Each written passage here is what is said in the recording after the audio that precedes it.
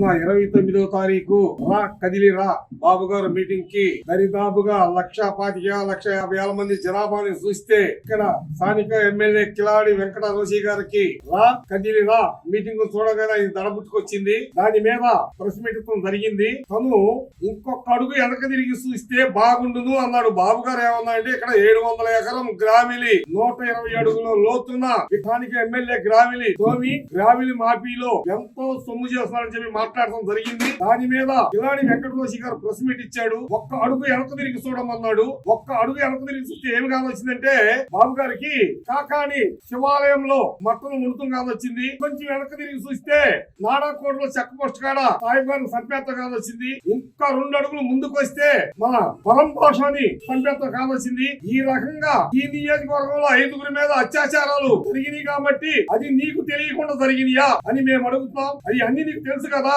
Gravel తోలిన మాట నిజం కాదా? వీళ్ళు సత్యమైన మాట నిజం కాదా? ఈ రకంగా మాయా మంత్రాలతో ప్రెస్ మీట్లు ఇటు అది సబాబు కాదు. అయ్యా కిలాడి వెంకటరాజు గారు, మీరు చేసిన తప్పులు నీ దగ్గర పెట్టుకుని ఎదటోడికి వెళ్ళి వేలు చూపిస్తే 4 ఏళ్ళు నీ అంకతో వస్తాయి. అది గుర్తు పెట్టుకోండి. 4.5 సంవత్సరాలు అవుతుంది మీరు ఈ నియోజకవర్గంలో పాదం పెట్టిన తర్వాత ఇక్కడ మీరు చేసిన అభివృద్ధి ఏంటో ఒక్కసారి చెప్పగలుగుతారా?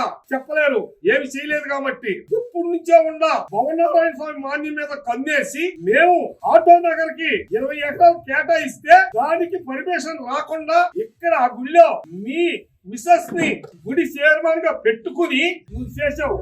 అది అభివృద్ధి అనరండి, దాన్ని దొబ్బేయటం అంటారు. సంగం డైరీ గురించి నీకు తెలుసా?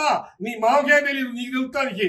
దుల్లిపేల వీరయ్య సముద్రి గారు ఇక్కడ పాడి రైతులను కాపాడాలి అని చెప్పి అక్కడ సంగం డైరీ పెట్టాడు. సంగం డైరీ మీద నువ్వు 1000 మంది పోలీసులు పెట్టావు. దొంగతనంగా 200 మంది తీసుకెళ్లావు.